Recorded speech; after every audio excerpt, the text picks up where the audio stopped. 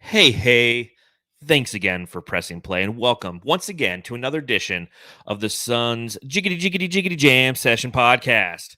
I'm joined as per usual by my podcasting partner, Matthew. Guess who's back? Back again. Matthew Lissy's back. Tell a It's been a friend. while.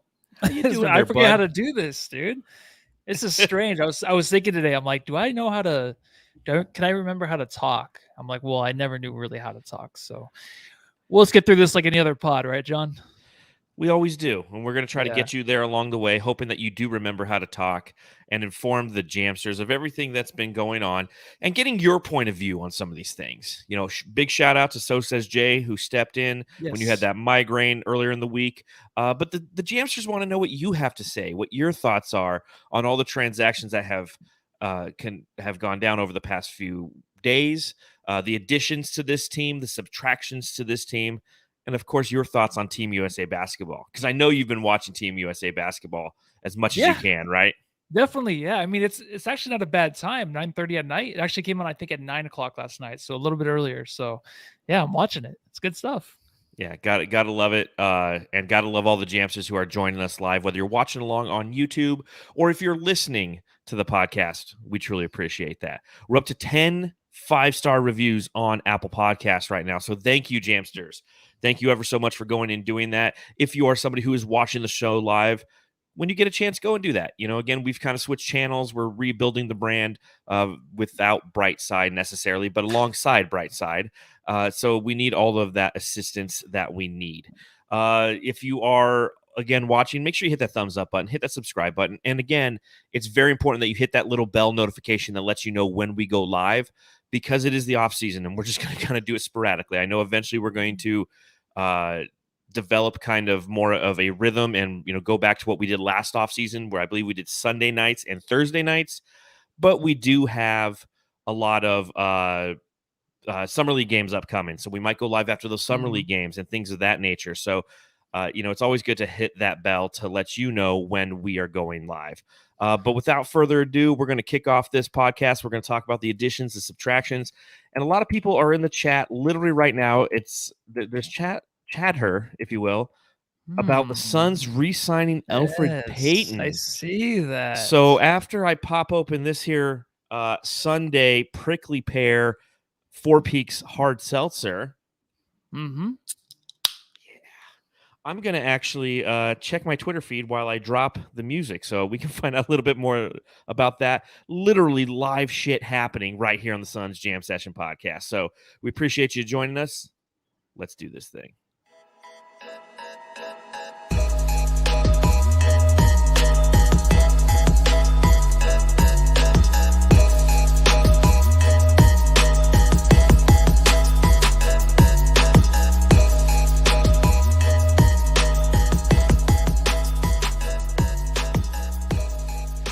So yes, Suns fans, welcome once again to the Suns Jam Session podcast. John and Matthew Jam. I'm John. He's Matthew. You can follow the show at Suns Jam on Twitter.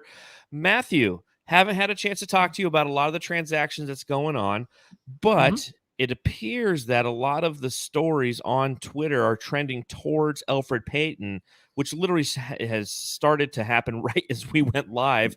If it is true, if the Suns are bringing in Elfrid Payton, what are your thoughts on that? Without any research or live reactions right here. It's like opening up the packs on, when people are opening up like Pokemon packs, live reactions. We got it going on right now. Snorlax. Yeah, definitely. It is like opening a Snorlax. It's like I already have 5 of them. We already have a bunch of point guards, and who knows how much time he's really going to have to play. But it's kind of weird to think like him coming back after being on the Suns. It was a quick stint. So it wasn't anything where he was here and it was anything that was heartbreaking. Suns didn't hate him or anything like that. So I think it's okay for him to come back because he is a welcoming player back to the organization. And I did see this 10 minutes ago, so I was just looking some stuff up, of course. But initial reaction is, of course, he's going to be the third guard, right, behind Payne. And I think a lot of minutes he's going to get is basically for defense. Nothing really offensively. He can't do too much. I mean, passing the ball, yes, but scoring, he's not going to be that guy. So I like it. I mean, we didn't get to see how much he's going to be making, but I'm sure it's not going to be a whole lot because of how much the Suns have left to spend. But right now, it's a good name. We've heard it, I feel like, for the past week from Gambo. Just like that name kept coming up. I'm like, Alfred, I don't know. But now that it's here, it's like, you know what? He has a lot of minutes underneath his belt. He's a guy that played for New York at 63 out of 63 games last year, and starting, and honestly, a little bit of playoff time last year, only a couple games. But he's a guy you can kind of trust. So I'm kind of excited, but it's kind of iffy. It's kind of like the rest of the signing. It's kind of like, we already have a good core. I'm really focused on that. So anything additional, it's just a filler spot. So what do you think, though? Well, I mean, that's just it. This is the back end of the lineup that you're trying to fill right now. And bringing in Elfrid Payton, yeah, it brings you back to some times in some Suns teams in the past that were teams you want to forget about. When Elfrid came to the team, yeah, like I think in his first week, he dropped a triple-double, and we were like, this is the point guard of the future. And then he kind of came back down to earth, and, he did play a total of 19 games with the Phoenix Suns back in the 2017-2018 season. He was a part of that team that did so bad that we garnered the number one pick and ultimately got DeAndre Ayton. So it's a narrative that you and I have shared in the past of, you know what, just let the past be the past. Old players coming back, from previous regimes, old coaches, things of that nature. There's a reason why they're in the past. So I'm not overly excited about revisiting some of our Suns' past, but at the same time, as you mentioned, Elfrid Payton is a solid pickup. He's a distributor. He's a guy who does play defense. He's a guy who I do remember when we were doing live streams right after the Knicks games last year. And I would do the SB Nation Reacts segment. I would mention how upon visiting the New York Knicks SB Nation site, they hate him. They hated him because of course, they wanted Derrick Rose to start. Elfrid Payton was getting the start for the Knicks, and he wasn't doing anything productive in the sense that Derrick Rose would. So therefore, the entire Knicks organization and their fan base was really just like, dude, get this guy out of here. He's garbage. But again, if you're looking at it through that lens, if he was our starter right now and we had Cam Payne or Chris Paul coming off the bench, of course, we would think the same thing. But he is a solid backup to the backup. And that's what you're doing right now, backup to the backup. And although we love E'Twaun Moore and we still haven't made that decision to bring him back or not, Langston Galloway as well, he is a better true point guard and distributor than E'Twaun Moore is. So if you get into those situations, and as we discuss kind of the Suns lineup right now, and I get your reactions on some of the additions that they've brought in, that's one thing you have to remember. Okay. The Suns are trying to roughen the outside edges of this team, and we're not thinking about the playoffs next year. We're thinking about how do we navigate the regular season in an effort to get to the playoffs. That's why bringing back Frank Kaminsky. Some people are like, oh, Frank, he was so horrible in the playoffs. He was unplayable at times, minus game 6 of the NBA Finals where he finally showed up. But remember, he had a 9-0 stretch as a starter and eventually went 11-2 as a starter for the Suns. So for segments at a time, players like Frank Kaminsky, players like Elfrid Payton, they're going to give you quality minutes, fill in some different gaps that the team has. And, if there's emergency break glass, if an injury occurs, he's a serviceable guy. Yeah, he is. And you said it too. E'Twaun Moore, he's a better version of him, right? He's a guy that can come in and be like, I feel like because E'Twaun would get such a sporadic amount of minutes throughout the season to where it's like, I don't know if he's going to come back in next week and play or else he's going to play tomorrow. Who knows? But if you like you said, if there's an injury, we can count on him to probably come in and play some decent minutes. And you're right with the New York fans. Of course, they weren't going to be too happy with him starting. I think with us starting, having him as our point guard back then when he had the triple doubles, it was kind of like, oh, maybe this is something. But obviously, of course, it's not. He's not going to be a starter. So a better E'Twaun Moore, it's a perfect way to put it. And he's going to be a filler for the long regular season to where, we can't go out and get these superstars right now. I mean, we have the guys right now on our roster that will develop and be even better next year. And then we just kind of fill those holes for the season, kind of like what the Lakers did with Russell Westbrook. He's going to be the guy that comes in and plays 48 minutes a game because he's excited to be a Laker while LeBron takes a rest every other game. You know what I mean? So we're trying to find that version, but just smaller increments. And I think he's a perfect guy to fill. And I feel like right now, any kind of signing the Suns do, we're always we're with it, right? Because the Suns are winning. We trust this organization. Bingo. We're not really questioning too much. And it's just like whoever they sign, we all wanted JaVale McGee. I mean, I think that whoever they get, we're going to be pretty positive about it, because why would we be negative? It's nothing. We're not spending a lot of money on these guys. These guys are coming back for $1 mil, $2 mil a year. So it's not going to be a big deal in the long run at all. And yeah, that's correct. It's going to be, it looks like a veteran minimum deal, which is ideal. It's exactly what James Jones did last year. And it's a smart way to build a roster, is to put those savvy veterans at the back end of your roster for when you need them, but you're not paying too much for them. And, we're not navigating into the luxury tax part of the overall cap sheet.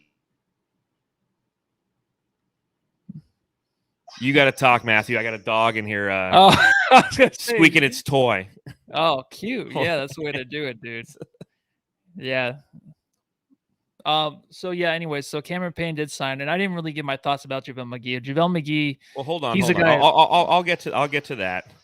I'll set you up for that. Chew Toys or Elfrid Payton? Are we going McGee? Is it an Elfrid Payton Chew Toy? What is going on? It's live TV, and I apologize for that. But yeah, I want to kind of button up Elfrid Payton and then get into our guard play, because you haven't given your thoughts on Javon Carter leaving, Landry Shamet coming, campaign resigning. Yeah, so I think that's crazy. But again, kind of finishing the thought on Elfrid Payton, I think very, very solid signing if it is indeed true.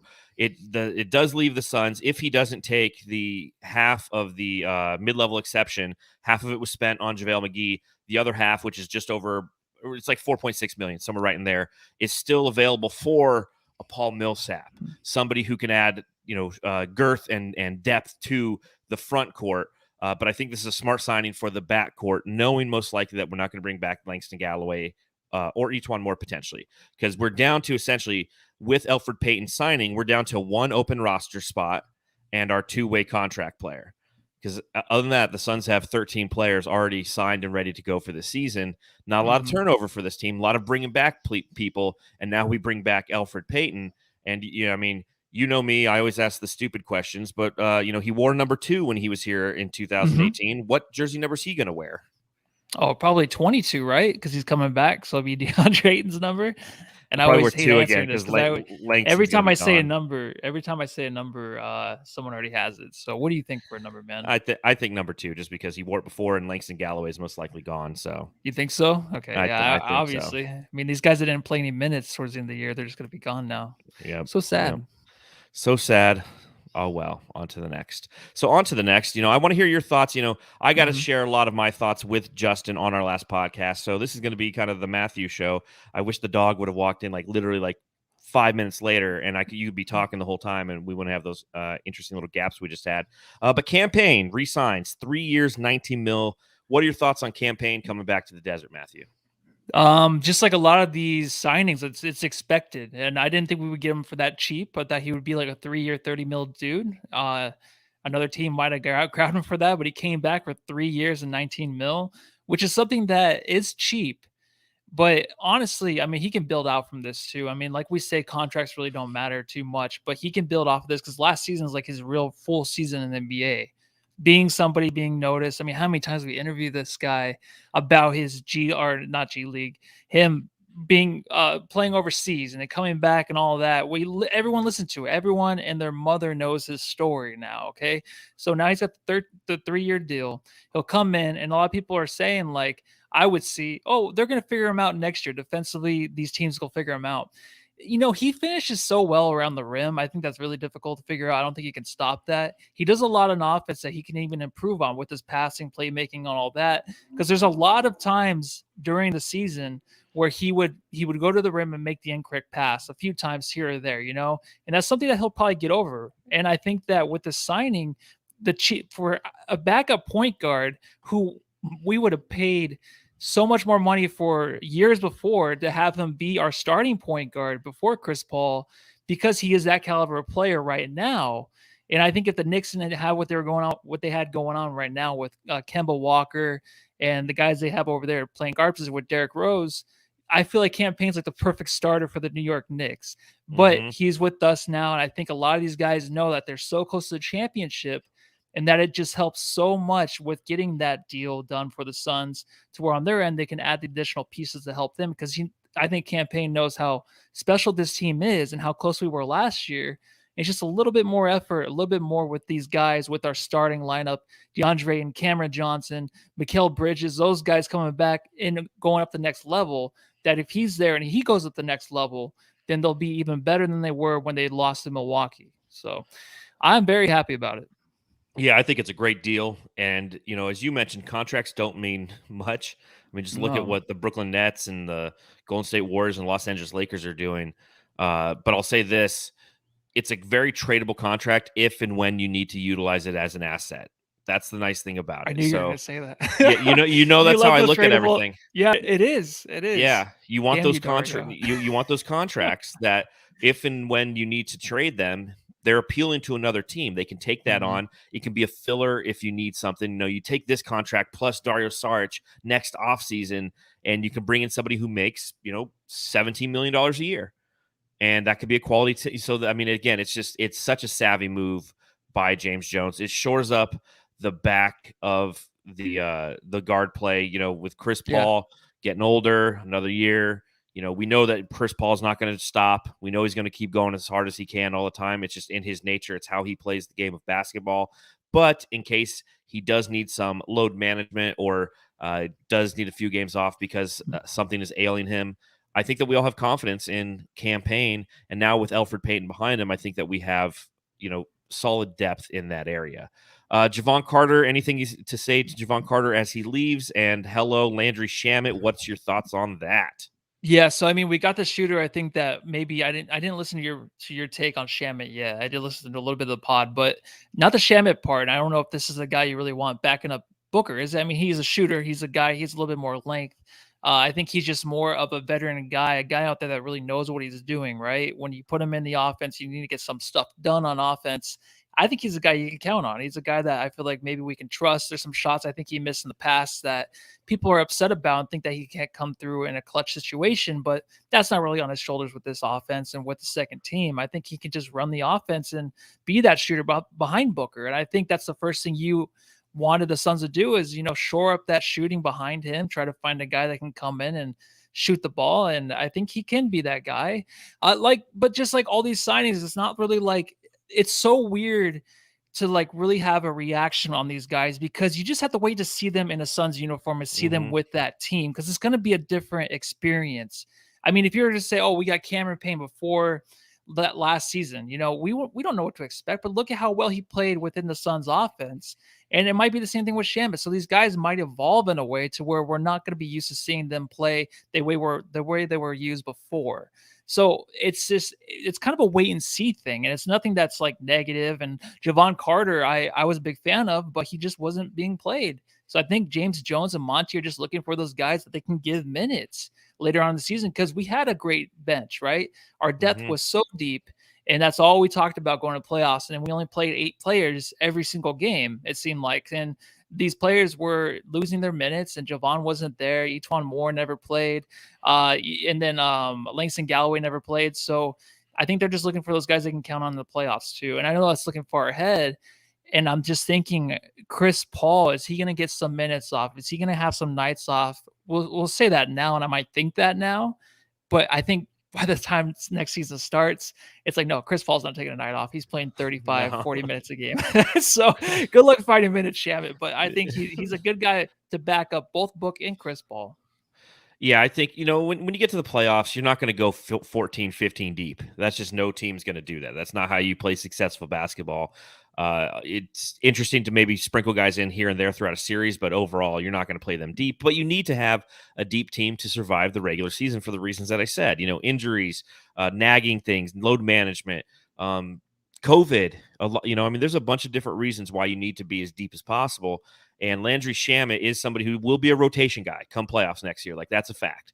He will be a guy who will come off the bench and spell Devin Booker and have the ability to sustain offense while Booker's sitting, and most likely will play alongside Payne and probably get minutes with Chris Paul. I don't see a lot of Booker, Landry Shamet minutes in 2021-22 season, but I think that again he's a lot more serviceable than Javon Carter was. He has a little bit more size to him. He's definitely a better shooter, and he's somebody who, it's like you said, we got to see what he looks like in a Suns uniform, how he fits into this system.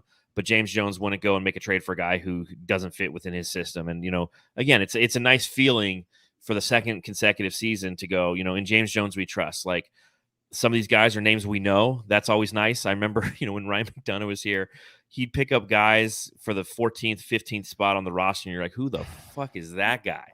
No idea who that dude is. Don't know how he meshes well with the team. Whereas with James Jones, you can always kind of see, you're like, okay, I see what he did there. I like that move. Good, smart move. So, Landry Shamet. So now, if you look at the kind of depth chart for the Suns, you got Booker and Paul starters. Then you got Payne, and you have Landry Shamet, and then you have Elfrid Payton behind them. So, again, with one more, and Tyshawn Alexander most likely will come back on that 2-way contract. So there you go. That's all your guards. And that's the one interesting thing that, at the back end of this podcast, we'll kind of talk about guys who are still out there on the market, because I don't think we need to look for any more guard play. We saw that last season. We had too many guards. And I've said it before on this pod, and I'll say it again. I think the reason for that was the exact reason I was talking about a few moments ago, was with Chris Paul, you don't know what you're going to get. So you want to make sure you backfill that guard play as much as you can. Well, I think that now we realize, okay, you probably need to backfill some of those wings or the bigs rather than, carry with you 6 extra guards on a team, right? Yeah, and hopefully it's nothing to do with like having to go small, because I think there's a few times right last year where Monty tried to play a small ball lineup, and I mean, if we found anything out in in the playoffs, you got to be a little bit big nowadays. No matter what they said the years before, where bigs didn't matter, but now it's all about size, and I think the Suns have size on all the right spots. It's just about getting those reps and just building up from, going into your 4th or 5th year in the league. You got to get better, got to get bigger. And I think that we have those guys. And you're right, dude. Just no more guards. I think we're pretty good there for right now. All right. So JaVale McGee signs for 1 year, $5 million. He takes half of the mid-level exception. What are your thoughts on hashtag JaVale McGee finally getting right and joining the Suns, man?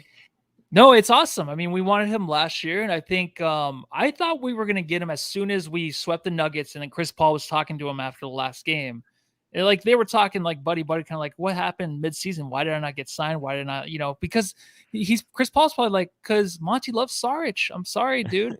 The big juicy booty, he's not going to not play that guy, so you wouldn't have any minutes. So now that he's gone, McGee can slip in and he can be that guy. And I'm happy for it. I mean, I don't think it's going to be a real difference maker when it comes to like him playing alongside DeAndre Ayton or some, weird stuff like that. He's not, of course, he's just going to be the backup, come in and fill those minutes and get the boards, which is perfect. I mean, nothing more than that. And 1 year, $5 million, I don't think it's overpaying the guy. I think he'll give you those really good games. And then, off the bench, and then sometimes he won't. He'll get dunked on 3 or 4 times, which is, what he does. But I mean, we're all there for him. He's a Capricorn, so he needs people, to look out after him. And I think Chris Paul and Devin Booker are the great leaders in the locker room to do that. I'm totally joking, dude. I know this guy, it's kind of weird to get him, because it's like the one guy we've always wanted since last season, and we actually got him. I just don't feel like it's really ever happened with us wanting somebody, because it's like, oh, we want a backup point guard. Oh, Shamet. Who even thought about Shamet? Who even thought about getting that guy? But we got McGee, and we've been saying his name for a while. So welcome to the team. Yeah, welcome to the team, McGee. And you're right. It's funny because I put on brightsideofthesun.com, great place to read and find all your favorite Phoenix Suns content. I put out, kind of free agency targets, guys that I would like them to pursue. And I don't get any of them right ever. It's like none of my guys are ever. No one does. The ones, yeah. It's really just. Who had Elfrid Payton? Who had Elfrid Payton as a backup? So no one.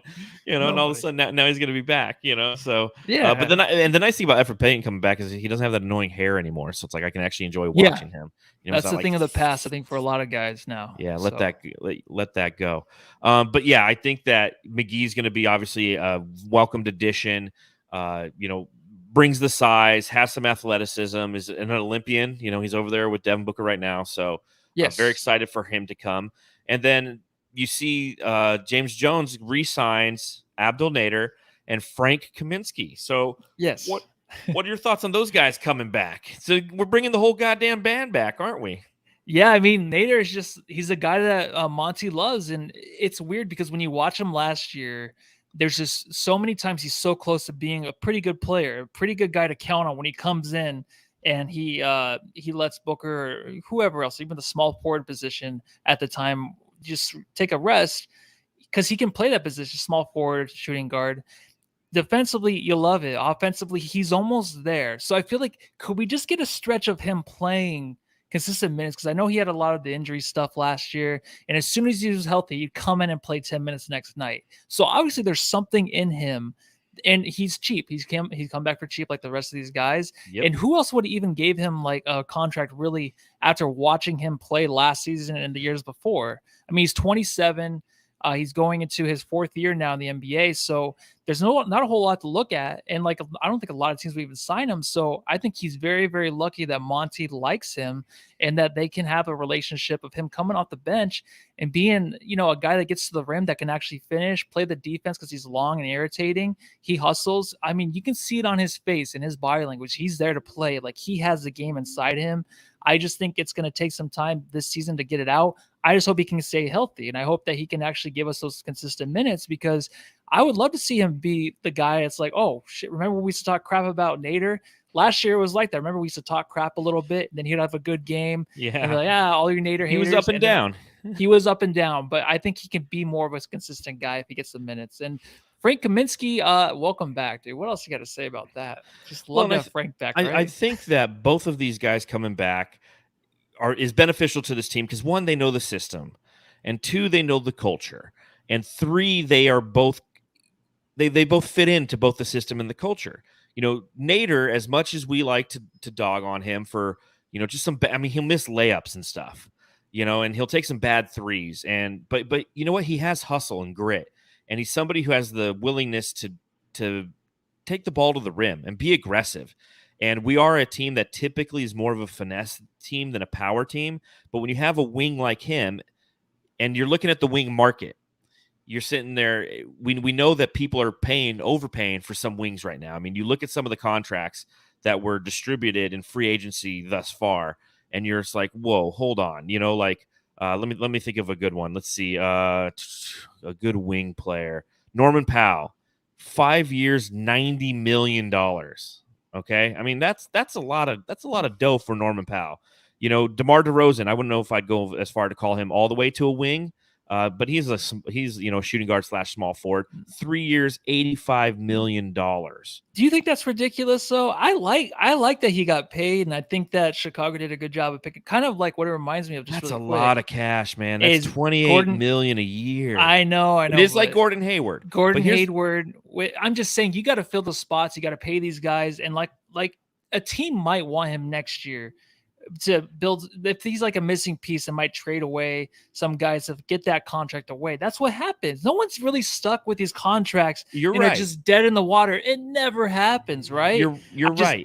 I just like the signing. And these teams are going to spend their money, right? Like no one's going to sit there, and just be like, well, nope, we're not spending any of the money. So they're going to throw the big money at these guys. But again, when you look at the Suns, we don't have that kind of money to throw at a wing. And so we have to look at kind of the market for wings and go, okay, who's somebody who can bring what we want, somebody who's going to fit in our system, somebody who is part of our culture. And you're like, well, we had Abdel Nader last year. He wasn't horrible. Okay, he did get injured and he was out for quite a long time, and Monty put him right back into the playoffs. But he is an aggressive player who I'm a fan of, and we'll see if he does develop, as you mentioned. He's a guy, I think he's going to his fourth or fifth year. And he's somebody who has the capacity to do that. So we'll see if that actually occurs. But I think it's a smart signing. And it's the same thing with Frank Kaminsky. Frank Kaminsky gives you something different than JaVale McGee does. Okay, they're both 7-footers, but they're two completely different 7-footers. One is a defensive guy on the interior who has a little bit of athleticism, has some shot blocking ability. And the other guy likes to hang out on the outside, shoot threes, and is really technically unsound. So it gives you kind of different pieces to play with. after DeAndre Ayton. If you're playing a certain team on a Tuesday night in Memphis and they no longer have Jonas Valanciunas in there, so you can pound the interior, you're probably going to bring JaVale McGee in. But if you're playing a team like the Golden State Warriors and they are more of a finesse team, you can play, Frank Kaminsky to bring him in, maybe hit a couple threes and connect the offense with Mikal Bridges and things of that nature. So the flexibility is huge. And again, it's guys who you know what you're getting with these guys with the hope that they develop a little bit more to their game. You're not bringing in some rando hoping that they're going to assist. You're bringing in a known asset. And I think that that's smart. And that's what you have to do right now. And that's what James Jones has done. Yeah, and I hope it's that way. I hope it's like, oh, we're playing this team and we can put a Frank in. Because this year it was basically Frank or nothing. We had to put him in and see if he works, see if he can do something to help us. And he did spark us in game 6 a little bit in the finals. But he's that player, I feel like. I don't know if he's going to play to the matchups as much. I hope maybe he could be. Maybe he does develop more. I feel like he's more of just who he is, just like McGee is who he is now. So I think you're just not going to see as much as Frank. I think it's just to bring him back, to fill in the roster spot.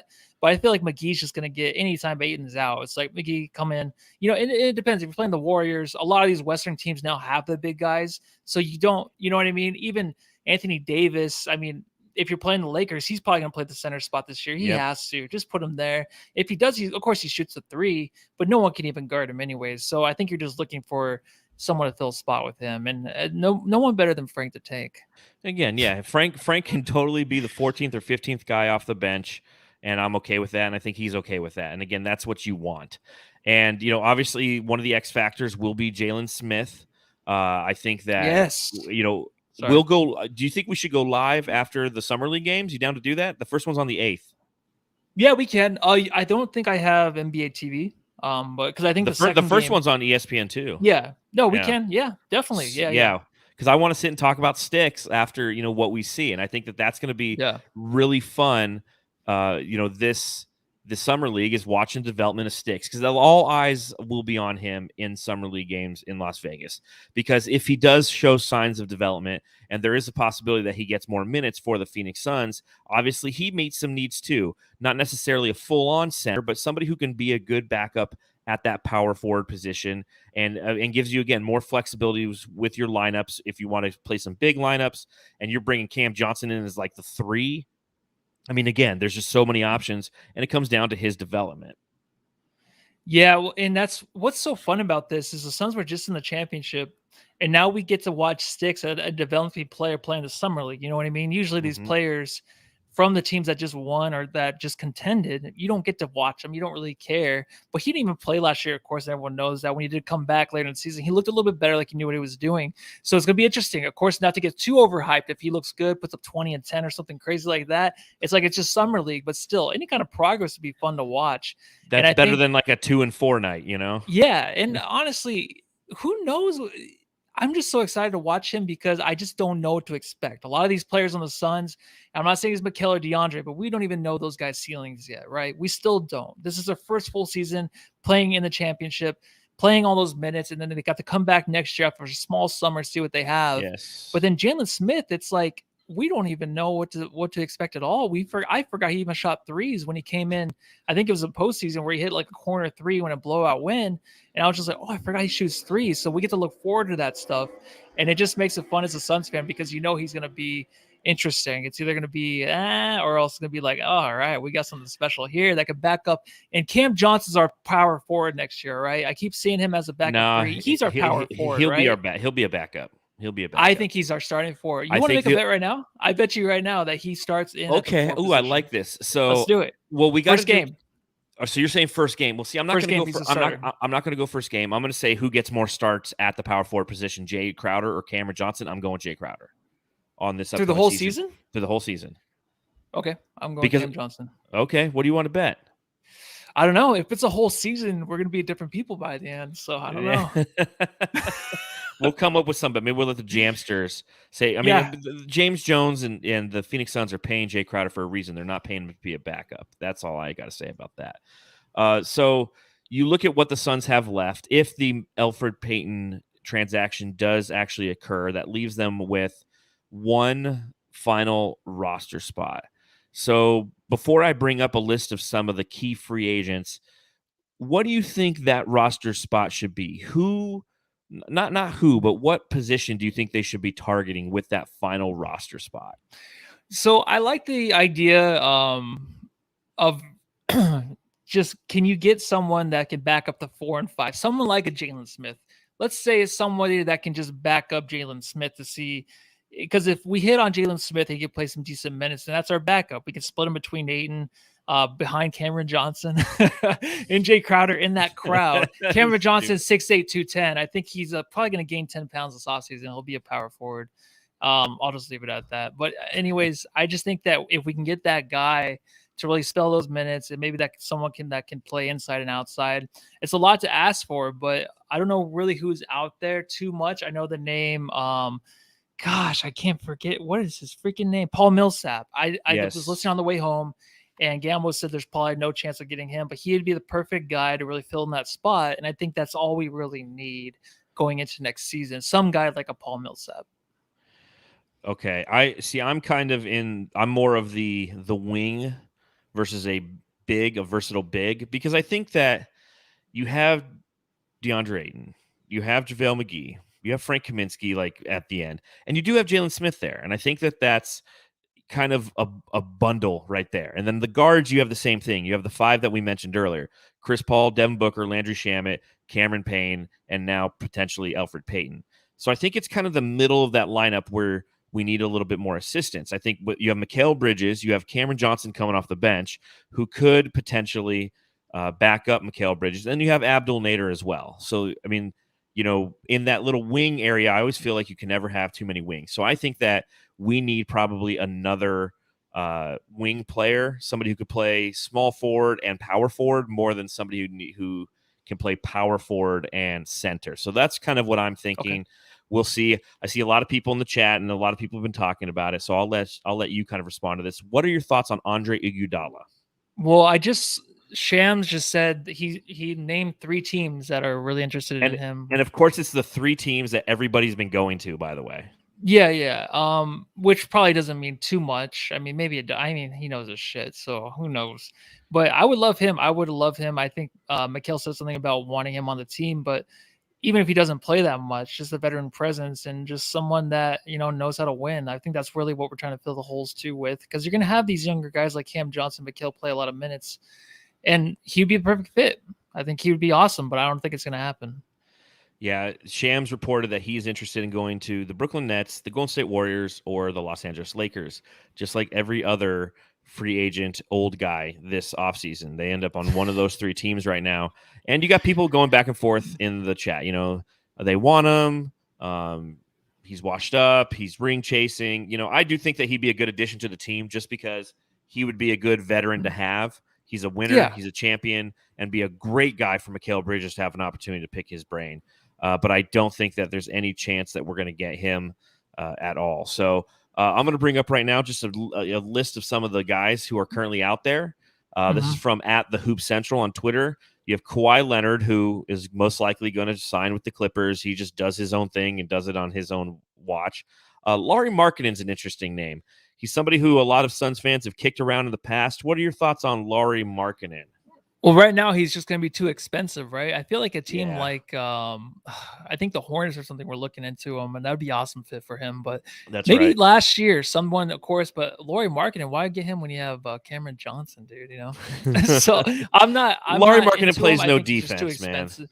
Yeah, and I feel like that's a starter too. And you have the chemistry. You don't want a guy in there that might not be a starter and then want the starting minutes. It's like, you know what? You don't want to deal with that, dude. You don't want to mess up with what the Suns have right now. Precisely. You're looking for team first kind of guys, and Lauri Markkanen is probably a guy who is not going to get what he thinks he should in his first true free agency. So he might go a 1-year prove-it deal to some place where he's going to get that playing time, which he wouldn't necessarily get in Phoenix, or he is going to be signed by a lower level team like the Charlotte Hornets, who will pay him the money. Reggie Jackson, I don't think the Suns will pursue him, although I think that he's kind of a solid guy. I read that he's burned a lot of bridges, and that's kind of one of the reasons he hasn't been picked up yet. Avery Bradley is somebody who I kind of like, but again, like I'm kind of over the guards. I don't think we need guards. Do you agree with that? Yeah, no, I'm done with the guards. There's not enough minutes right now, Yep. especially for a guy like him that wants minutes. Dennis Schroeder, Wesley Matthews, Paul Millsap, as you mentioned. Josh Hart's kind of an interesting one. What do you think of Josh Hart? Remember when he was part of that Lakers team that was like that young core, and Josh Hart was kind of, was like him, Lonzo, D'Angelo Russell, Julius Randle. That was a good team, man. Good job, LeBron, to just completely blowing up their future. Now, granted, they've won a championship since, and now every old guy is taking his wheelchair to LA. Dude. But I mean, Josh Hart is a nice player, man. That team was, I remember at the time too, and we hate the Lakers, right? But I was just like, that team, I feel like just give them 2 or 3 years. Like, they're going to be very, very solid. They have the right pieces. They have everything they need. They have their backup in Josh Hart, who is probably not as expensive as he would have been last year. But I just think right now it's not going to fit. I mean, even like the next guy you're talking about, Kelly Oubre. Yeah. Kelly Oubre is going to the Kings, I think, right? I just saw something about that. He's going to be traded to the Kings. I swear I just saw that. What the fuck are the Kings doing, man? Like, so their draft alone, like they already have De'Aaron Fox and Tyrese Halliburton. And who did the Sacramento Kings take in the draft? Do you remember? No, I don't remember. Sorry, man. Oh God, Davion Mitchell. They took Donovan Mitchell's little brother, who's like 6'1". Like, I just don't understand what the Kings do, man. They're sitting there. They've got like the 9th pick or something, and they go and they take Davion Mitchell. It's a bunch of really quality guys. I don't know. I never understand them. So yeah, Kelly Oubre, go play for Sacramento. Or it's the Hornets too, I guess. I don't know. I saw the Kings, I swear, but they're saying the Hornets now within the last hour. So I just hope Oubre and the Hornets would be awesome. That is a perfect spot. Go there. I would root for Kelly there. I think that'd be a nice fit for him. But I don't think that we need to bring him back for kind of some of the same reasons. And Coach JJM says Davion Mitchell looks really good so far, though. Yeah, he does. But at the same time, like, you're playing on a team that just paid De'Aaron Fox a shit ton of money, and then they've drafted Tyrese Halliburton. Like, that's their backcourt of the future. I don't think Davion Mitchell fits into that. Andre Iguodala, as we mentioned. I don't think they're going to keep Fox, though. Sorry. I think Fox is going to be like a trade piece later on. It is, but that's a massive contract. And we know contracts don't matter, but still, that's a massive one that you have to pass. JJ Redick's somebody I really like, and I wanted the Suns to pursue him, but once I heard Elfrid Payton, that was kind of dead in the water. I think he's going to end up with the Nets, but he's nice. He would have been a great addition to this team, man, reuniting with Chris Paul. Yeah, I mean, he's a solid veteran guy that can just come out and shoot, and he still has that too. He's not really someone you have to count on, put a lot on his shoulders, but I think he could just come in and spill those minutes, win you a ball game whenever Devin Booker, Chris Paul can't get it going. He can come in and rack up some points. Yeah, he's just one of those kind of fire starters off of the bench. Why old man take? Yeah, man. Rack up some points. And then you have Hamidou Diallo. I fucked it up. Stanley Johnson, Denzel Valentine. Justice Winslow is a guy that I'd like to see the Suns pursue. Now, it's funny because I was on the podcast with Justin last time, and I was talking a lot about Otto Porter. I really wanted Otto Porter. I think that he would be a great addition. Of course, he goes to the Golden State Warriors. I think Justice Winslow would be a nice fit for the Phoenix Suns. Again, I think he's one of those guys who might be on a prove-it kind of situation, so he might not necessarily want to come to the Suns. But he's a career backup. He's somebody who is 6'6", plays that wing, small forward, shooting guard, and power forward. He has that versatility, and he's somebody who, when you look at the way he plays underneath the 3-point line. He's not going to jack up a bunch of threes, but I really think that he has the hustle and he has the defense that could really assist this team. He's not going to be an offensive threat for this team, but you bring him in and you can have some really good, some interesting second team defensive units. No, I agree with you. And it's strange because 2 years ago, I don't think the Miami Heat wanted to let him go at all. Like, it was very interesting to let him go in a trade or anything. And then finally, yes, like, all right, you can take off. And then nothing really happened with him. Sometimes you have those players where you think you hit on something, you're going to wait a little bit. And I feel like you got to give it maybe 3 years max. But then after that, if he's not hitting, you got to let him go. And I think that they finally did. And I just don't know what to expect from him. I don't think it's really a team chemistry kind of thing to bring him in. I don't think he has like an attitude problem or anything like that. I just don't know really how he would. I know what you just said, like the small forward, he plays like every position, all that. Yeah. That would be great. I just don't know how consistent he can be to come in and give you those minutes. Kind of like Abdul Nader, where you haven't seen so much of him. Because Winslow had his career before, and I feel like the last 2 seasons it's just like what are we watching here? What is going on really? So I haven't seen too much of his second part of his career yet to really have a whole opinion on him. So it'll be interesting to see what he does though, or where he goes. Yeah, and again, we're talking about potentially the last spot, but if you get a good quality guy, a Millsap or a Justice Winslow, that guy will definitely get some rotational minutes throughout the regular season. So, I mean, there's still guys out there who the Suns have the capacity to pursue, and hopefully it is one of those guys. So I got a question for you now. Now that, for the most part, free agency has settled, right? Like, there's still some guys out there. We just went through a list of guys who have, not signed yet with the team, who could potentially be targets for the Phoenix Suns. But I'm going to ask you this question, and I didn't ask you this before the pod, so let's see what you say. Is Phoenix a free agent destination? One of the things that we always talk about is how the culture has really shifted here and how we've seen, them go from a team where nobody showed up here to where now we have talked ourselves into believing that Phoenix truly is a free agent destination. It's one of the things like, hey, with Chris Paul here now, guys are going to come. Guys are going to come. So far, the guys who have come is Landry Shamet via trade. We re-sign Payne. We re-sign Abdul Nader. We re-sign Frank Kaminsky. We bring back Elfrid Payton. Like, there's not a ton of newness on this team. So I'll ask you again, Matthew, what are your thoughts? Is Phoenix truly a free agent destination? Yeah. I mean, if you want to just talk about Phoenix itself, all right. So if you're not playing in the regular season or in the finals in August and September, that's a win. All right. These are the two worst months to really be here. I think July is hot, but July sucks. but August is I worse. feel like just sucks worse. You know what I mean? If you can get over early July, that's fine. So the schedule, if it were to end early July, it's perfect. For other reasons, I mean, we have Devin Booker, who has brought really a name to Phoenix. I mean, it starts with him, man. I mean, even watching him, we'll get into the Olympics here in a second. Mm-hmm. Even watching him in interviews, like after the game, he is just the same guy every time. He's so chill. He just is all about winning, no matter what game he's playing, no matter who he is playing for, the USA team or the Phoenix Suns.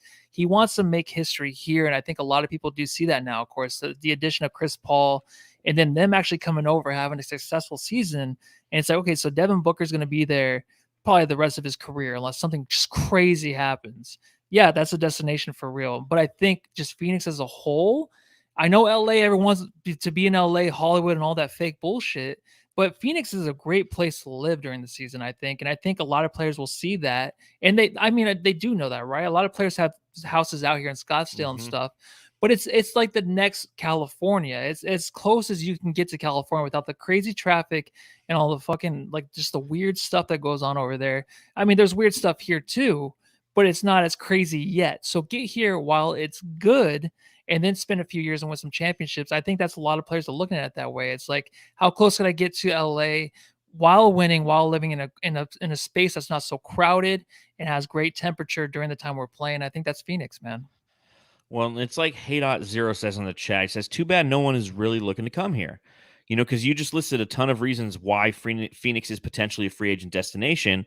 But you take a look at this free agency thus far, and we haven't been a primary destination for guys to come and take some of those pay cuts like we've talked about. Cameron Payne took a pay cut. He took the hometown discount.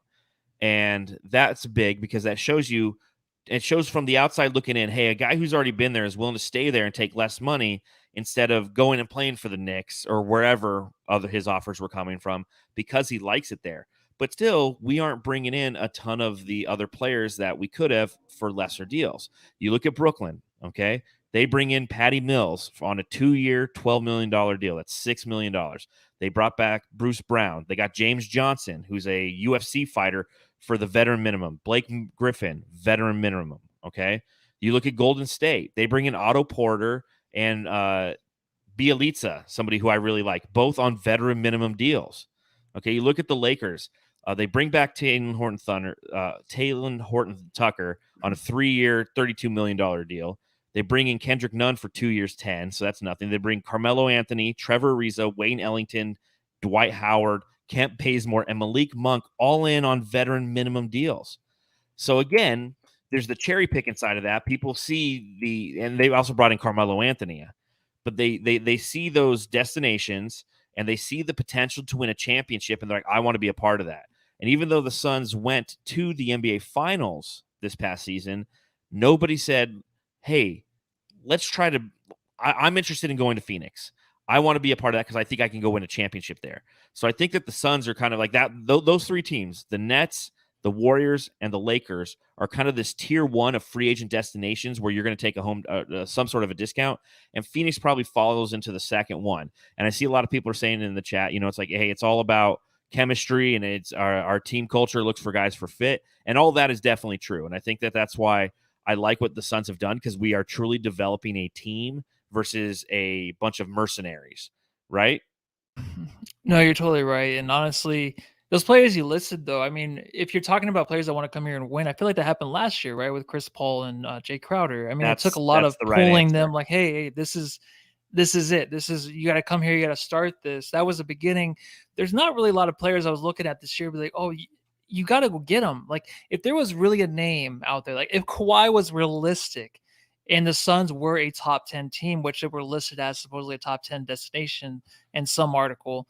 I don't even know who it was from, but it's true, though. I think right now, when you have these superstars looking to play, one, you got Booker. Chris Paul, who knows how long he's going to be here. He probably won't be here more than 3 more years, obviously. So the next tier of guys that come through are going to be looking for Phoenix because of Devin Booker and DeAndre Ayton. I think DeAndre Ayton, I mean, from what I've seen in his Instagram and stuff, he's getting back to work, doing his camp out there in the Bahamas, but he's all focused in too, like Booker, it seems like, in that way, Mikal Bridges. So you have that here. Mm-hmm. And when players get to the point when they're in their 8th year, their 12th year, they just want to win a championship, but they still are at their peak. They still can play. I feel like Phoenix will be that destination for them. I think it is right now. I don't, a lot of these guys right now that are in the free agency, I'm just like, I don't really care. Yeah. No, you're right. I still will not rule out Kawhi because I'm weird like that. I wouldn't be surprised if I woke up one day and we trade some guys like Mikal and maybe Cameron Johnson for Kawhi or something weird like that, because Kawhi really wants to come here. So I wouldn't be surprised at that either. Well, I mean, you kicked it off with the right answer. This isn't the free agency in which we prove that we're a free agent destination. Last free agency was when we brought in a lot of those veteran minimum guys like Langston Galloway, like Etuan Moore, like Chris Paul, who wanted to come here via sign and trade, essentially, to establish that culture. And now we're just fine-tuning the edges. Don't get me wrong, like Elfrid Payton or Patty Mills. Like, I want Patty Mills every day and twice on Sunday. So, I mean, there are some opportunities out there that I feel like the Suns didn't miss. But on the same note, this is kind of a poor free agent class. And I think that it's really important that the team tries to run it back. James Jones said it very well a while ago, but he said, if you have team success, only then can you throw in a selfish individual, or as I call them, a mercenary, into the bunch and be able to withstand it. And I feel like with a lot of those teams that we mentioned, they have thrown in too many mercenaries, and it might hurt the overall team. But that being said, after everything's said and done, who do you think has had the best free agency so far? Oh, I like the Bulls and I like the Hornets. I like the Hornets, what they did. They continue to get better. Lonzo Ball going to the Bulls. On paper, they look great. DeRozan, I told you I'm a fan of the contract, even though just to get him there, to get those names out there, I think those two with Levine, and then who didn't they get someone else? My bad, dude. They grabbed someone else. Who the Chicago? Bulls? Yeah, they got Lonzo Ball, Alex Caruso. Caruso was the other one. I love that one. I was actually hoping the Suns could do something. Well, he got signed for a lot, but I'm like, I don't care. That guy can play off the bench, play his ass off, and I think that's a great signing. I'm really happy with them. And I think basically everyone did great besides the Pelicans. I don't know what the Pelicans man. They're getting rid of their team. Like, how do you get rid of Lonzo Ball? I mean, are they trying to let Zion walk? Like, is that their goal? Is like when Zion's rookie contract's up, like they want him gone. There's like, we already did it with Anthony Davis with the number 1 pick. We can't have you gave us another number 1 pick? Okay, we'll get rid of him too. I mean, because they brought in Devontae Graham, they got Garrett Temple, they got Satoransky. I mean, that's their starting backcourt. Is Devontae Graham and Tomas Satoransky. Zion's out of there soon. Dude, like none of those guys are even playmakers. What happened? I just want to ask you, like, what happened to where you go from Lonzo, and a lot of people are on his side feeling like he's going to be a good player. He is. Give him the freaking ball to be point guard in your system. See what happens. And you just let him go. and then you get Devontae Graham. What happened in that organization for that? Oh wait, probably because they're called the Pelicans. You're called the Pelicans, dude. Change your name. I'm serious. That would make a big difference to who you get in free agency. Well, they also traded for Valanciunas, so they clogged the paint even more. And they got Brandon Ingram, who already is like, he wants to be the Steven Adams effect. Yeah, times 2. I don't know what they're doing. I do think that Brooklyn is going to be pretty hard to beat next year, man. I mean, they already have 3 of the best players in the league, and then you add those fringe players. I mean, adding Patty Mills, adding James Johnson, bringing back Blake Griffin. I just think they did a really good job, and I think that they're going to be really tough to beat in the East. Obviously, I think the Suns have done a good job. I think that this is a team that we didn't add all the flashy names, but we've stuck true to who we are. And we've kept our chemistry intact, and that's unbelievably important. Couple that with the fact that this young core not only just went through an entire postseason, so they have that confidence and that experience, but they're also young and they're ready to get better. The only thing, obviously, that scares me as we enter the next season is the small break. I don't want to see the Miami Heat effect like we saw this past year, where the Miami Heat kind of stumbled out of the gates just because a lot of them were tired, but they also had a lot of COVID issues down there because they are in Florida, and Florida's ass backwards. People wear their masks, but they wear them on their ass because they're that backwards. So I think that, that's obviously my one concern entering the next season. We have got a long way to go. We've got some summer league games and preseason things of that nature. So I've heard that before, the Miami, but you have to realize too, Miami didn't have DeAndre and Mikal Bridges coming into their 4th year that are going to be all-star contenders. They're going to be. Booker is even getting better. I mean, it's a different kind of team. I know what you're saying, and usually play teams that lose the championship. You're dead right. It's so different because we're so young, and Tyler I know Hero's you never know what's going to happen. He sucked. Yeah, I know, but he wasn't Booker. He wasn't Mikal Bridges. He was at one time where people thought he could be Booker, and I even said, like, he has a chance maybe if he puts in the work, but the dude doesn't do the work. These guys do the work. They're gonna prove it next year. I don't, the fall off and losing the championship might be a thing, but a team this young to lose, unless you're the OKC Thunder who lost before with Kevin Durant and those 3 guys, and then just blow it up later. Unless that happens, I think the Suns are okay. No, I agree with you. I really do. I think that we're in that top 3 or 4 teams heading into next season, and that's because I'm a pessimistic Suns fan, and even after a finals run, I'm pessimistic. I can't help it. It's who I am. All right, one last thing I want to talk about before we get out here. Team USA, they will be playing for the gold tomorrow, 7:30 Arizona time. So that's going to be really fun to see them play for the gold, to kind of get their act together, to have a chance to revenge the loss to France. Did you see the end of the Slovenia versus France game? No, I didn't actually. Man, France wins by 1 point. One guy I don't know his name. It wasn't Luka Doncic who took the final shot for Slovenia, but a guy's driving to the hoop, going up, has a layup to win it, and Nick Batum swats it out of there, and they win the game. So they won 90-89. They will play the Team USA tomorrow. What are your thoughts on Team USA? Have you been watching? Mm-hmm. And what are your thoughts on it? I watched the second game and I watched the last game. So there's only been 4 games total, right? That counted? Is that true? Yeah. Yes. They beat. No. There's 5 total games that count. They lost to France. They beat Iran, Czech Republic, Spain, and Australia. Okay.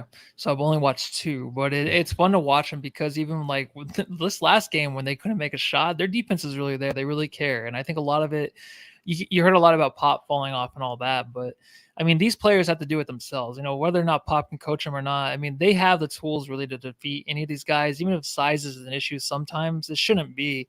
And the way Booker is out there right now playing for Team USA, he just seems like, I just remember his first All-Star game, how lost he seemed on the floor with all those stars. Now he seems like he's a leader, a guy out there that fills the court more, doing a lot more rebounding. He can just fill his space where he's at. And what I mean by that is just, you can see his presence out there, whether it's on defense or offense, like the way he tries on each play and how he is a leader. And I just think that that's his next evolution, like the last part of this year into the playoffs, he became that leader. Now he's like really grasping it. And I think he's doing a hell of a job with that team. And it's crazy to have a player like that in Phoenix that we can watch day in, day out, that just wants to win, like Kobe wants to win a championship all the time, but then is a leader though. He has these young players on his team here in Phoenix that he can be that guy that they can look up to. And it's an amazing feeling as a Suns fan. it's fun to watch. I mean, I think of Team USA basketball, and I go all the way back to the original Dream Team, 92 Barcelona. I mean, I was like 9 years old, and that was just everything to me, man. That whole experience, like you go back, you watch the documentaries on like NBA TV, which you don't have, so you don't get to watch those documentaries. But it's really fun because I remember that very, very vividly as a kid. So I've always been a big fan of Olympic basketball. And there was the team after that, which had like Reggie Miller on it, and then you had like they lost, and then the Redeem team and all that stuff. And it's fun because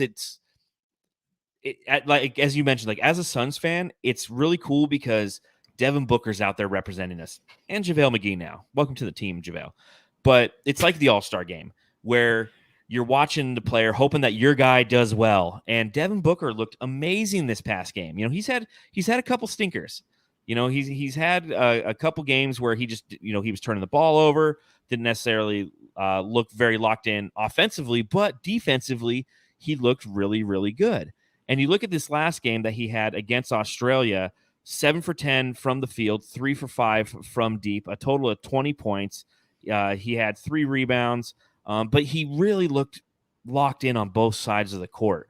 And you're rooting for him. I love the headband. I love everything about it. And they needed him to, because the Team USA was not looking too great to begin. But then it was like him and Kevin Durant kind of took the game over. And I love seeing that moment because Kevin Durant made a comment earlier in the week about how like Devin Booker's like 24 years old, but he's got the savviness and the veteran feel about him like a 36-year-old. Like he's an old soul. He's just all business. He knows what to do. And like that's what we have here in Phoenix. And it's only going to get better. And you know, we've talked about this in the past. And like having Devin Booker on the Olympic team is going to do so much for him. Like it exponentially, it grows and it grows. You know, one, it validates him to his fellow Americans who are out there, you know, on playing for Team USA. It validates him with his fellow basketball players. You know, he's a part of a Team USA basketball team. It allows him to develop some relationships with those guys. And again, you know, JaVale McGee, that's most likely going to happen no matter what. You know, like you said, Chris Paul's talking to him at the end of the Denver series. But having Devin Booker talk to him while they're over in Tokyo probably doesn't hurt. You know, I don't know if maybe one day Kevin Durant makes his way to Phoenix at the back end of his career and just wants to play with Devin Booker because he likes him. They're two personalities that mesh well together, because Devin Booker isn't the flashy, screaming, yell at your face. He's a business-first dude. And guess who's just like that? Kevin Durant. So I think that there's just so many positive things about him playing. The other side of Team USA basketballs that I wanted to point out is Damian Lillard. Damian Lillard is not good in international play. He just isn't. Like, defenses are allowed to be physical with him, which he hates. And if you're physical with him in the NBA, like, you're called for a foul. Like, I'll still never forget a play where like Ricky Rubio was looking at him and Damian Lillard jumped up and Rubio was standing straight up and he like glided by him and they called a 3-point foul. You know, so you take that into effect, and then you see that like Damian Lillard's not a good defender. So again, physicality isn't where Damian Lillard lives, and he's been hurting Team USA. It's like my one observation. I wanted to tell somebody, so I'm telling you and all the jamsters. I'm like, Damian Lillard, as great as he is in the NBA, would suck internationally. He's too small, and like he's bricking unless he's shooting great, you know, which is it comes and it goes. But like the defenses are allowed to wear him down. Thoughts? Yeah, no, you're totally right. You know who thrives off of physicality is Booker, is Devin Booker. He loves it. How many times has he been called for like push-offs and stuff like that? Because he likes in the NBA Finals, that's what he was doing. And like I was watching him against Australia, and like all I was doing was watching Booker off ball. And every time anyone would get ready to cut, he just like fucking arm shiver him. He's like, if you're gonna cut, you're gonna earn it. You know, and that's the kind of shit he was being called. Like it was against the Clippers when he fouled out. There was one game where he fouled out. Maybe it was Tucker. Yeah, was maybe the Clippers one. No, it was the finals. But I mean, he got a ton of fouls in the playoffs because he plays physical, and all of a sudden in the playoffs it's a physical brand of basketball. But the NBA, the refs are too soft, man. They just every little ticky tack, you throw a guy off his center of gravity, and it's like a foul. The FIBA, I love their breakaway foul. It's like, listen. Oh, I love that. Isn't that a great? Thanks for bringing that up. Yeah, maybe one free throw, not two, maybe one. Yeah, maybe one in the ball, but you know what? NBA. I love that. There should be a penalty for stopping those fast breaks. Like, you lost on offense, you turn the ball over, and now you're rewarded by allowing yourself to set defensively. I couldn't believe that existed. I was like, is this a dream? Great. I'm like, bring this over here and just do the one foul, just one free throw and then the ball. It'll negate all that shit. There's no more fast breaks, and no team knows what to do with a freaking fast break anymore because there's none of them. Yeah, They don't know how to adjust to it. They're waiting for the whistle the whole alley-oop, time. and they just throw it out of bounds. But I really, again, this sucks because I'm sitting in a room in Phoenix, Arizona, and nobody gives a shit. But I really wish that the NBA officials would mirror FIBA. I love FIBA rules. How close do you think they are doing that, though? They've talked about this upcoming season and hopefully following this Olympics. Yeah, but then you have the NBA PA. And you have the Dame Lillards and the Trae Youngs and the people who are going to have a seat at that table and be like, well, no, man, like this is how I make a living. This is how I put food on the table for my family is by drawing bullshit fouls and getting to the line and scoring 23 points a night. It's like, dude, you would score fucking 12 points a night if you weren't allowed to do and play the way that you are. And I just I want it.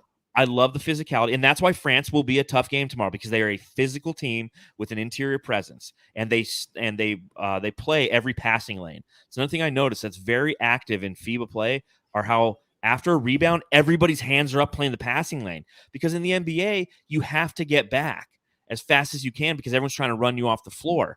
And this, they play defense the entire time. It's been such a fun brand of basketball to watch. I really have. I enjoy it. It's quick. I've not complained about one thing. I mean, I think they messed up over once. in like an hour and 45 minutes. Yeah, they called like a technical when there's a fast break for Team USA last night, and there was a technical, so they called and stopped play. Yes, that's the only thing that really was messed up. That was it, though. Yeah. So I mean, again, it's been fun to watch Team USA. I hope they go and win the gold because fuck French, man. No, I'm just kidding. I love we have a lot of good Twitter buddies who are French. Mbappe for MVP, another great follow. But I love a lot of our French cohorts. It's going to be fun to play that game. It's redemption for Team USA as that is like only their 6th loss ever in the Olympics was to France at the beginning of this tournament. It's going to be great. Yeah. I'm excited. Sorry, I didn't know if you're leaving. It's going to be a good time. All right. Last question before we get out of here, Matthew. Are you excited for Hard Knocks? I am. Are you really excited or are you just saying Dallas Cowboys, right? Yeah. No, I was just watching the game earlier. Yeah, I was watching too. I was like, oh, football. Yeah. No, I'm actually, it's crazy how I love how this season ended in the NBA. And then you just have the off season, the Olympics. Of course, Olympics aren't going to be all the time, and then football. Like, just keep it this way. Why can't they keep it this way? It's perfect. I don't know. Yeah, it is so perfect. You're 100% right. Like, start the season a little bit later. Because guess what? The season starts right in the middle of football's going on and like baseball World Series. Yeah. Like start around Christmas. We've always said this, like make opening day Christmas Day. Like that should be your kickoff of your season. All of the eyes of the world will be upon you. And then, yes, you end in July and then everything just flows really nice. We've got this nice flow to it. The preseason starts for football and then college football starts, and then regular season football starts, then baseball, the play. And it's this good kind of natural flow to sport. But it all goes back starting this upcoming season where the NBA draft will be something, it's at the end of June. Yeah, I know. They had a chance. They really had a chance to make it right. Yeah. And they swung and they missed. Mm-hmm. So. Yeah, and football's a different monster. Football, I mean, we love the Suns, but football is just like, fantasy football. Everything just makes me so excited. I gotta pick my keepers. Yeah. In all the right places, huh? Dude, even I couldn't wait to get home and watch the field goal misses. Oh, I know the field goal misses. Yeah, they look really, really bad. Yeah. Oh, well, I guess on that note, Jamsters will be live right after the Summer League game on the 8th. So that game, I believe, starts at 7:30, if I am correct. So it should end right around 9:30. So we'll go live, talk about what we saw there, try to figure out some of these roster guys. I mean, there's Jalen Smith, and then there's Jalen Smith, who's like spelt like Jalen Smith, but's got one extra E. It's like, thanks, Suns, for putting that out there. But, the content doesn't stop here on the Suns Jam Session just because the season has. So we appreciate everybody who's been hanging out with us, watching this live. And again, if you're listening on the Dry Heat network, it's a new network that we're on. But the nice thing is our podcast is its own feed. It's not under the Bright Side of the Sun podcast network anymore. We truly appreciate it. Thank you for supporting us through all of this and, this transition, everything. And if you are on Apple Podcasts, if that's where you're consuming this content, please go leave us a 5-star review. We've got a 5-star review from JI11YD. Jilly D is probably what that spells. It says, love the podcast, great perspective. Tartar Control 20 gave us a 5-star review and said, this is a great Suns podcast to check out. These guys are very knowledgeable about the team and always have great insight. Highly recommended. Go Suns. And that 5-guyer said, you guys are the Javon Carter, I know, he's gone, of Suns pods. Always working hard and underappreciated. Met you guys in person, which made my postseason keep on keeping on. So thank you, that 5-guyer, for that review. We really appreciate it. So cool. Again, if you are on Apple Podcasts, give us those 5-star reviews. Let's everybody know where to get the best Phoenix Suns content. On that note, I think we're out of here. Matthew, you got anything else to say before we get out of this lovely little podcast that we're doing here, guy? No, man. I feel like it's been forever, but go home and love your family. Sounds good. We'll see you guys on the 8th after that Summer League game. Take care, everybody. Have a good night.